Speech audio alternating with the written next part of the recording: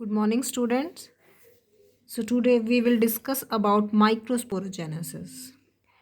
Microsporogenesis, it is the phenomenon of formation of haploid microspore from the microspore or pollen mother cell through meiosis. ठीक है, तो microsporogenesis में क्या होता है, हैप्लॉइड माइक्रोस्पोर्स बनते हैं. कहाँ से बनेंगे?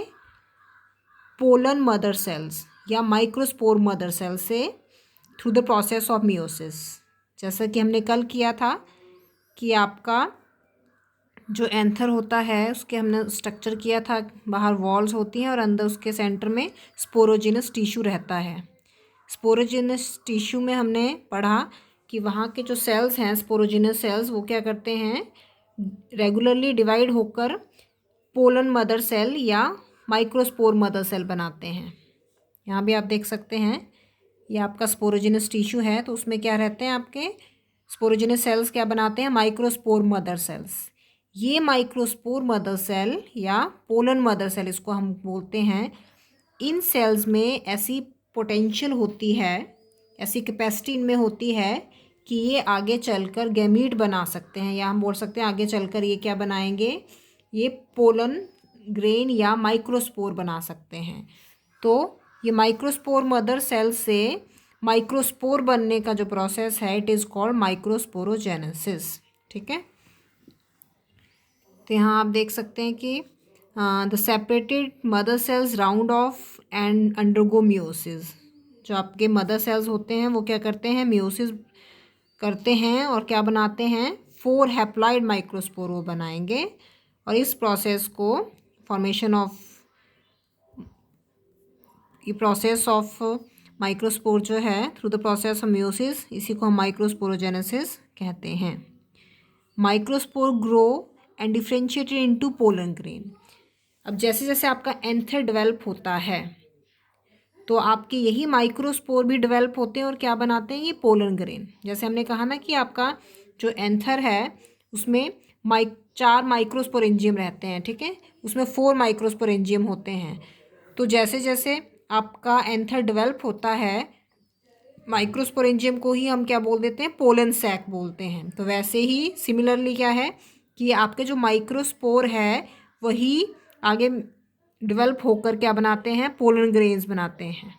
तो यानी कि माइक्रोस्पोर जो है वो grow and differentiated into pollen grain, वही पोलन ग्रेन बनाते हैं. सेवरल थाउजेंड माइक्रोस्पोर्स और pollen grains develop in each microsporangium. तो आपके जो माइक्रोस्पोरेंजियम है, 4 माइक्रोस्पोरेंजियम, उसके अंदर जो है बहुत सारे सेवरल थाउजेंड पोलन ग्रेन जो हैं वो बनते हैं. क्योंकि जब भी डिहाइसेंस होती है और हवा के साथ, जैसे विंड के साथ पोलन ग्रेन्स उड़कर चलते हैं, विंड उसको लेकर जाती है, तो वो 1000 के 1000 जर्मिनेट नहीं होंगे, तो उसमें से कुछ ही जर्मिनेट हो पाते हैं. तो इसलिए जो है उसमें ज़्यादा नंबर ऑफ पोलन ग्रेन्स बनते हैं. The arrangement of pollen grains और pollen grain tetrads can be tetrahedral. अब क्या है कि ये जो पोलन ग्रेन्स बनते हैं इसका अरेंजमेंट अलग अलग हो सकता है. जैसे आप यहाँ देख सकते हैं, टेट्राहेड्रल हो सकते हैं, ये आइसोबाइलेटरल हो सकते हैं, इस तरह से आपका टी शेप हो सकता है, लीनियर हो सकता है. तो चार हैप्लॉइड पोलन ग्रेन या माइक्रोस्पोर्स बनेंगे और वो जो है अलग अलग अरेंजमेंट में होते हैं, टेट्राड बनाते हैं, 4 के ग्रुप में वो बनते हैं. As the anther mature and dehydrate, the wall of microspore mother cell degenerate. क्या कह रहे हैं कि जैसे जैसे आपका एंथर डेवलप होता है और मैच्योर होता है तो उसकी वॉल जो है वो वाटर को लूज़ करती है, उसमें क्या होता है, डिहाइड्रेट वो होता है. तो उससे जो है wall of microspore mother cells वो भी डीजनरेट करती है. जो मदर सेल है, माइक्रोस्पोर मदर सेल, वो भी क्या करेंगे, डीजनरेट करेंगे. The microspore separated and develop into pollen grain. और इस तरह से आपके माइक्रोस्पोर जो हैं वो सेपरेट हो जाएंगे, अलग अलग हो जाएंगे और वो पोलन ग्रेन बनाएंगे. यानी कि जैसे आपने सिर्फ ये याद रखना कि जैसे जैसे आपका एंथर मैच्योर होता है वो डिहाइड्रेट करता है, तो साथ में जो है आपके माइक्रोस्पोर भी वो भी मैच्योर होते रहते हैं और वो क्या बनाते हैं, वो पोलन ग्रेन बनाएगा.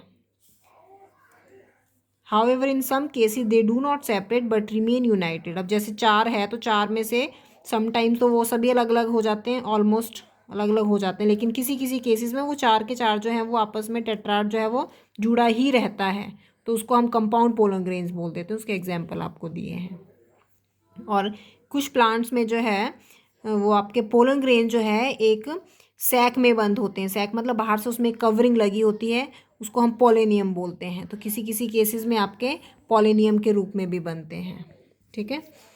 और जैसे आपका एक मिल्क वीड है प्लांट, तो इसमें क्या होता है कि इसमें टू पोलेनिया, जो पोलेनियम जो एक जो सैक है ना जिसके अंदर आपके पोलन ग्रेन रहते हैं, वो आपस में कनेक्ट होते हैं, आपस में जुड़े रहते हैं। किसके द्वारा?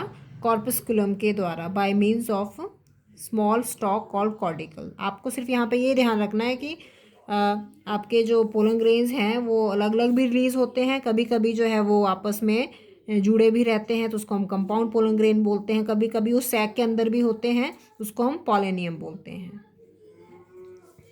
तो ये था आपका माइक्रोस्पोरोजेनेसिस।